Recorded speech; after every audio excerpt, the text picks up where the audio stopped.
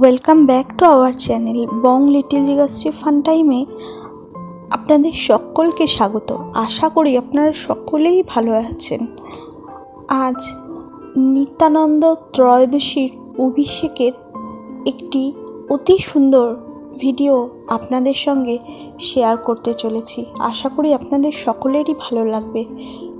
Radhe Radhe, Hare Krishna Hare Krishna.